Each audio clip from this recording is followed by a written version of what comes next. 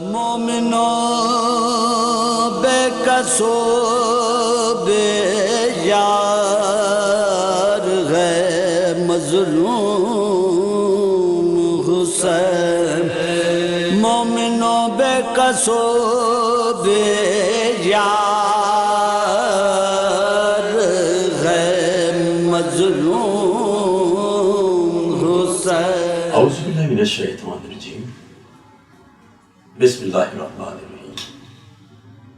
پناہ مانگتا ہوں اللہ کی شیطان مردود سے۔ شروع کرتا ہوں اللہ کے نام سے جو بڑا مہربان اور مسلسل رحم کرنے والا ہے۔ قائم ٹی وی کینیڈا سے آپ کا میزبان اقبال ہندردین حاضر خدمت اور سلام عرض کرتا ہے۔ پاک ہے وہ ذات جو بے طرف عطا کرتا ہے، جو بے حساب دیتا ہے، جس کی عطا کو کوئی روک سکتا نہیں، جس کے فیصلے کو کوئی ٹوک سکتا نہیں۔ اے رب ذوالجلال تیری عزت و جلال کی قسم، تو لائق عبادت ہے، ہم کرنا تیری بڑی سعادت ہے۔ جان رسول دین پہ قربان ہو گیا، اسلام کی حیات کا سامان ہو گیا۔ نام یزید کھو گیا ظلمت میں شام کی، نام حسین دین کی پہچان ہو گیا۔ ناظرین کرام، واقع کربلا ہماری تاریخ کا وہ عظیم سانحہ ہے جس میں نواز رسول، جگر گوشہ بطول، فاتح خیبر کے پھول، بزم انسانیت کے روشن چراغ حضرت امام حسین علیہ السلام نے اپنے 72 رفقا کے ساتھ اسلام کی آبیاری کے لیے اپنا سب کچھ قربان کر دیا، مگر دین اسلام پر آنچ نہیں آنے دی۔ اسلام کی عظمت کو بچایا حسین نے، راہ خدا میں سر کو کٹایا حسین نے۔ اس سرزمین کی خاک پہ جھکتی ہے ہر جبین، جس سرزمین کو خون سے سجایا حسین نے۔ حق کا سفر تاریخ کے آئینے میں۔ ناظرین کرام، آج سے ہم نے یہ سلسلہ وار پروگرام آپ کے لیے ترتیب دیا ہے۔ اس سلسلے میں ہم نے زحمت دی ہے اس ملک کے ممتاز عالم دین، بے شمار کتابوں کے مصنف، خطیب ملت جعفریہ جناب علامہ رضی جعفر نقوی صاحب قبلہ کو، وہ ہمارے ساتھ گفتگو کریں گے۔ السلام علیکم حضور۔ وعلیکم السلام۔ مزاج ہے حضور؟ الحمدللہ۔ قبلہ جو واقع کربلا ہوا ہے سن 61 ہجری میں، اس کے بارے میں آپ تھوڑا سا اس کا بیک گراؤنڈ بتائیں کہ کیا وجہ تھی کہ امام حسین السلام سے یزید بیعت طلب کر رہا تھا، جس کی وجہ سے پھر آپ مدینہ چھوڑ کر مکہ سے بھی کربلا پہنچ گئے تھے۔ اعوذ باللہ السمیع العلیم من الشیطان اللعین الرجیم، بسم اللہ الرحمن الرحیم، الحمدللہ رب العالمین والعاقبۃ للمتقین، والصلاة والسلام علی سیدنا و نبینا ابی القاسم محمد وآلہ الطیبین الطاہرین المعصومین واللعنۃ علی اعدائہم اجمعین۔ اما بعد، حقیقت یہ ہے کہ کربلا کا واقعہ ایک عالمگیر واقعہ ہے، اور اس کا ایک پس منظر ہے، واقع کربلا کا ظہور ہے، پھر اس کے نتائج ہیں۔ ہم لوگ جتنا ممکن ہوگا ان موضوعات پر گفتگو کریں گے۔ کربلا کا واقعہ طے تھا اسی وقت سے جس وقت سے سرکار سید الشہداء حضرت امام حسین علیہ السلام دنیا میں تشریف لائے۔ ہمارے راویوں نے بھی اور برادران سنت راویوں نے بھی بات لکھی ہے کہ امام مظلوم کی پیدائش کے بعد حضرت رسول اللہ خدا صلی اللہ علیہ وسلم بچے کو آغوش میں لے کے پیار کر رہے تھے، پیشانی چومتے تھے، رخسار چومتے تھے۔ تو اسی وقت جبریل امین آئے، پوچھا اللہ کے رسول آپ اس بچے سے بہت پیار کرتے ہیں؟ بہت پیار کرتے ہیں، بہت محبت فرماتے ہیں، جی بہت، مگر آپ کی امت اس سے قتل کرے گی۔ جان میں سلمہ فرماتی کہ پھر جبریل نے کربلا کی مٹی لا کر امام کو دی، پیغمبر کو دی، کہ اس سرزمین کی مٹی ہے جہاں یہ آپ کا نواسہ شہید کیا گیا، اسی دن اسی سے۔ تو تہنیت بھی تھی اور تعزیت بھی تھی۔ تو یہ طے شدہ واقعہ تھا، لیکن اس کا ایک تاریخی پس منظر بھی ہے۔ جب سن 41 ہجری میں امیر شام کے ساتھ امام حسن مصطفیٰ علیہ السلام نے ایک معاہدہ کیا کہ آل محمد کی عظمت کے لیے حکومت کی کوئی حیثیت نہیں. بے شک مولا کائنات کو پیغمبر کے بعد نہیں جانشین مانا گیا، تب بھی ان کی عظمت میں فرق نہیں آیا. بے شک خلافت قبول کی تو ان کی عظمت میں اضافہ نہیں ہوا. امام حسن مجتبیٰ نے حکومت چھوڑ دی تو ان کی عظمت میں کوئی کمی نہیں آئی. وہ امام تھے، امام ہیں، امام رہیں گے. تو جو معاہدہ کیا تھا امیر شام نے سادہ کاغذ بھیجا تھا دستخط کر کے، آپ جو چاہیں.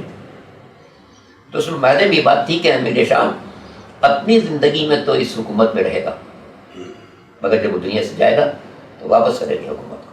امام حسن صاحب ہم اہل بیت کی طرف واپس کریں گے. اگر امام حسن موجود ہوں ان کو ورنہ امام حسین ہو. سن 50 میں ہجری میں امام حسن مصطفیٰ علیہ السلام کو میرے شام کے بھیجے ہوئے زہر سے شہید کر دیا گیا. لیکن معاہدہ اپنی جگہ باقی ہے کہ میرے شام جب مرے گا تو حکومت کو واپس کرے گا اہل بیت کی طرف. اور اہل بیت کی نمایاں ترین شخصیت امام حسین تھا. اسے معلوم تھا کہ یہ معاہدے کی خلاف ورزی میں کر رہا ہوں، اور اس نے جتنے اقدامات کیے تھے ان میں یہ بات اس نے وصیت کے طور پر بھی یزید سے کی تھی کہ دیکھو حسین سے کوئی تعارض مت کرنا، حسین سے تعارض مت کرنا. اس میں جانتا تھا کہ حق حسین کا ہے، حسین سے کوئی تعارض نہیں.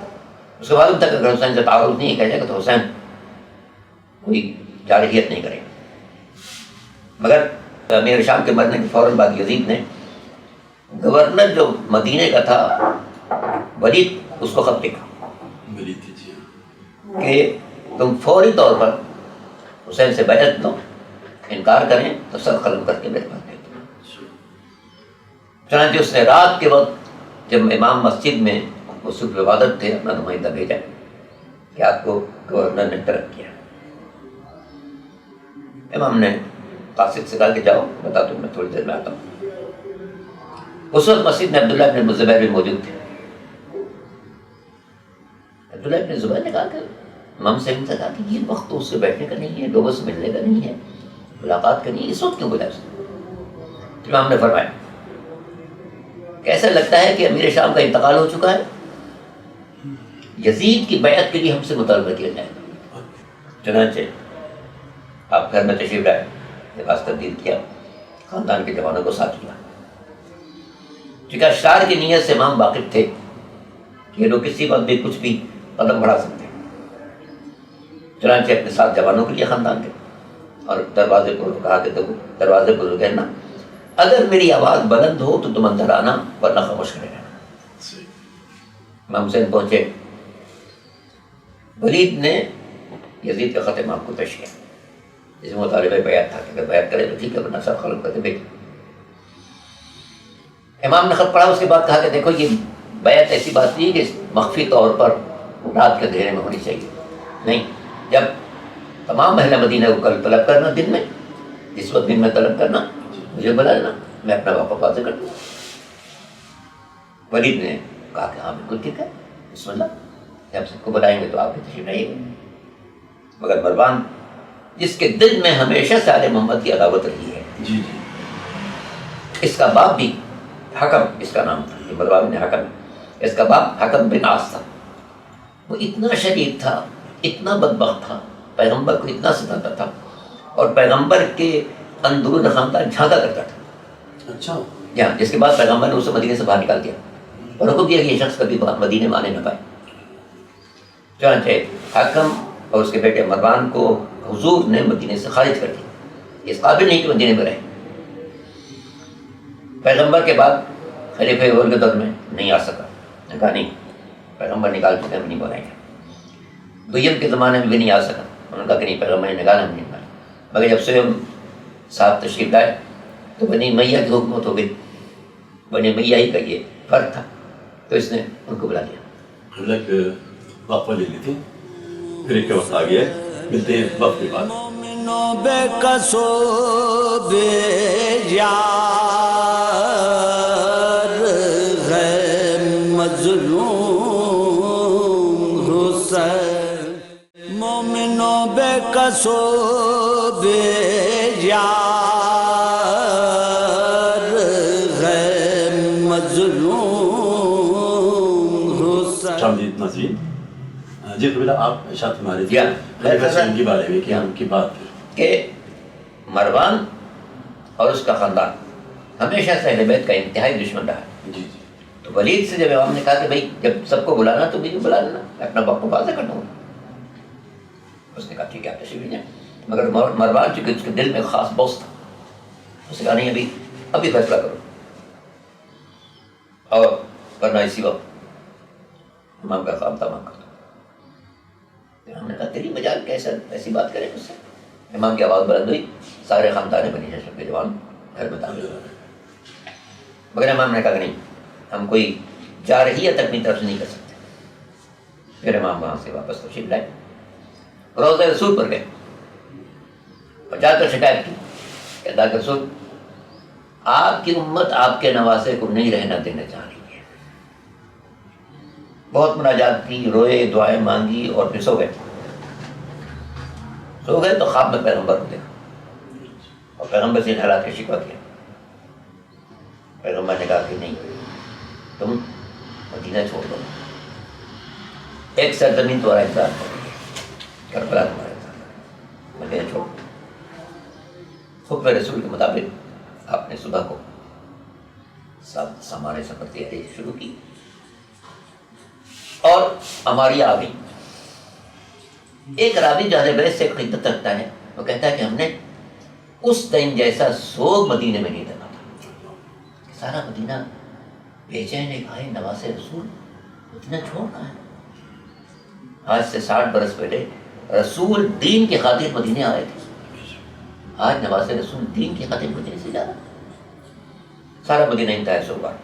ہماری آئیں سواریاں اس پر بیٹھی، ایک بی بی بیٹھی جناب زینب، جناب ام کلثوم، خاندان کی بیویاں، کہ میں مدینہ کو امام حسین اپنے اہل عیال کے ساتھ چھوڑ رہے تھے، اس لحاظ سے کہ یہ قتل پر آمادہ ہے. یہ نہ ہو کہ مدینہ رسول کی حرمت میرے خون سے پامال ہو. مدینے میں قتل نہیں ہونا چاہیے. نہیں ہونا چاہیے. اس لیے آپ نے سوچا کہ چلو مکے میں کوئی کسی کو قتل نہیں کر سکتا، وہاں چل پہنچ جاتے ہیں. چنانچہ آپ نے اپنے اہل عیال کے ساتھ اور چند بھائیوں کے ساتھ مدینے سے روانہ ہو گئے. جناب عبداللہ شاید نہیں گئے تھے ساتھ میں، جہاں کیا وجہ تھی؟ جناب عبداللہ کے کچھ معاملات ایسے تھے جس کی بنا پر اس وقت مدینہ چھوڑ نہیں سکتے تھے. تو اس لیے امام سے انہوں نے کہا کہ میں اس وقت کچھ حالات اس کے لیے نکل نہیں پاتا ہوں، لیکن میرے 2 جوان آپ کے خدمت میں حاضر ہیں. یہ دونوں جوان میری طرف سے آپ پر فدیہ اور محمد امام چلے.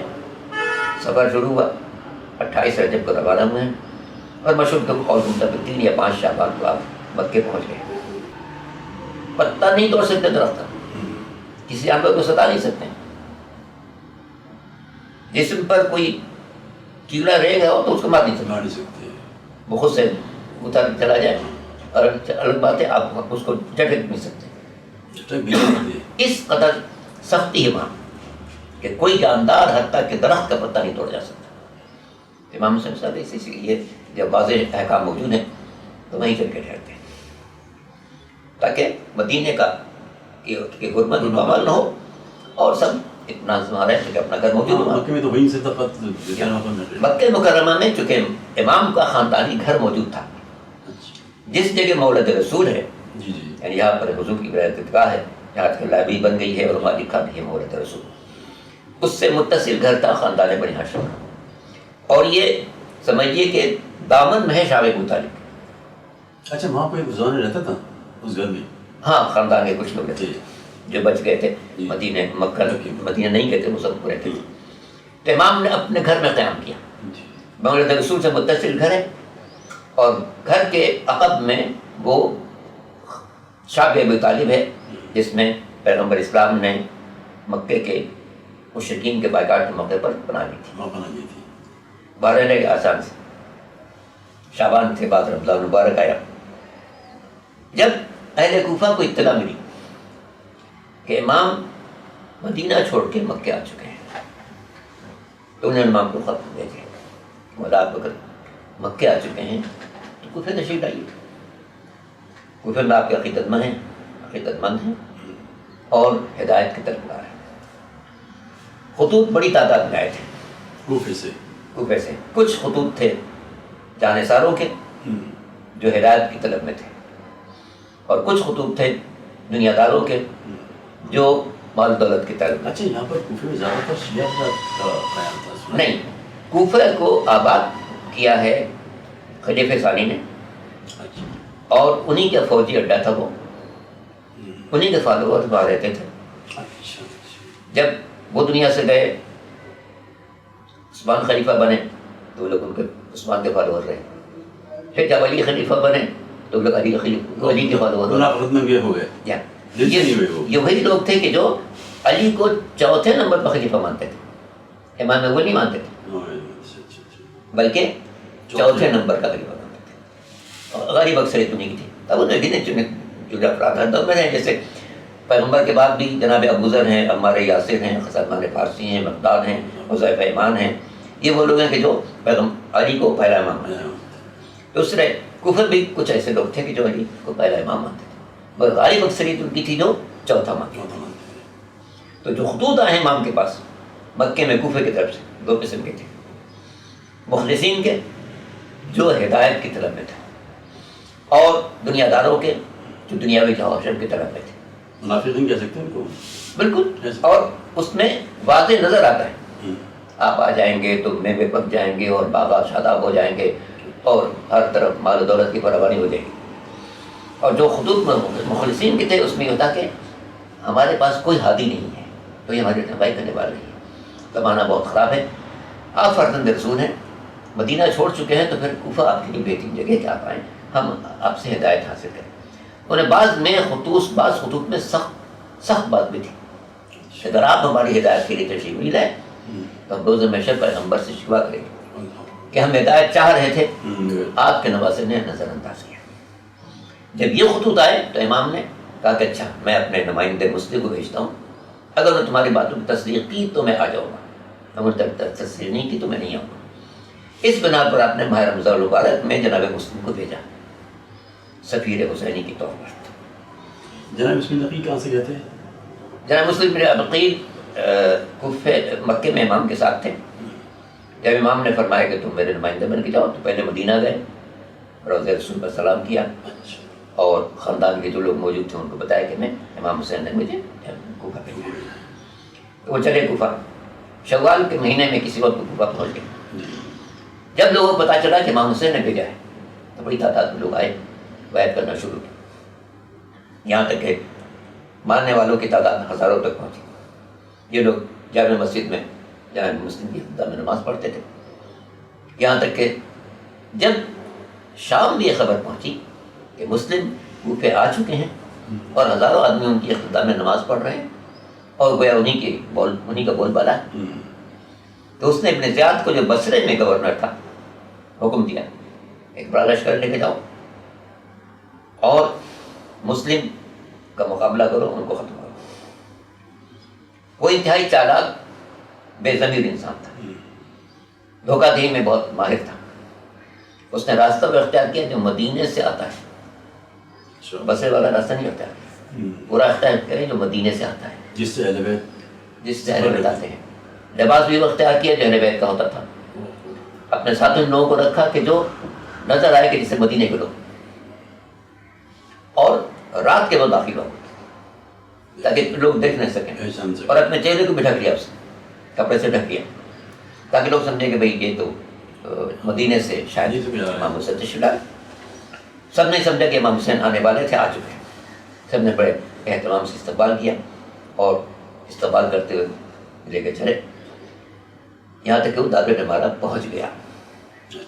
جب دار پہنچ گیا تو اس نے اپنے چہرے سے ہٹا دی، کہ تم کسی اور خیال میں نہ رہا، میں آیا ہوں، میں قصوروار کو بھی ختم کروں گا، بے قصور کو بھی ختم کروں گا۔ جو اپنی جان چاہتا ہے وہ گھر میں چھپ جائے۔ اس نے اس قدر شدید وارننگ دی تھی کہ جس کی مدار پر بڑی تعداد میں لوگ گھروں کے اندر جا کر محسوس ہو گئے۔ اور پھر جناب مسلم جو نماز پڑھا رہے تھے اس میں لوگوں کی کمی ہوتی گئی، تدریجاً کم ہوتے چلے گئے، یہاں تک کہ ہوتا ہے کہ جناب اس کی نماز سے فارغ ہوئے کوئی بھی نہیں. پھر آپ چلے کے ذریعوں میں اور تو نے آپ کے گھر کا پناہ دی. مگر اگلے دن ابن زیاد کی فوجوں نے گھر کا محاصرہ کیا. بڑی تعداد میں مقابلہ ہوا جناب مسلم کا ابن زیاد کی فوج سے. 500 آدمی اس نے بھیجے تھے, 500 کو مسلم نے فنار کر دیا. تو دوبارہ اس نے بھیجی فوج, اس کو بھی فنار کر دیا. ہاں, اس کو بھی فنار کر دیا. پھر جو کمانڈر تھا اس نے کہا اور فٹ کر رہا, اس نے ایک آدمی کے لیے فوجوں پر فوجیں بھیج رہا. کہا تو پتہ نہیں یہ خاندان ہے بنی ہاشم کا, اس کا قابل کرنا ممکن نہیں ہے. اس کے بعد بھی جو تیسرا دستہ آیا وہ اس قابل نہیں تھا کہ مسلم کو گرفتار کر سکے. ناظرین کرام, ابھی آپ پروگرام دیکھ رہے تھے حق کا سفر تاریخ کے آئینے میں. ہمارے ساتھ شریک گفتگو تھے علامہ رضی جعفر نقوی صاحب قبلہ, اور یہ سلسلہ انشاءاللہ اسی طرح جاری رہے گا. کل تک کے لیے آپ کا میزبان اقبال الدین IMTV کراچی اسٹوڈیو سے آپ سے اجازت چاہتا ہے, اس دعا کے ساتھ یا رب ہر ایک کو یہ سعادت نصیب ہو, یسرب کی کربلا کی زیارت نصیب ہو. اللہ حافظ.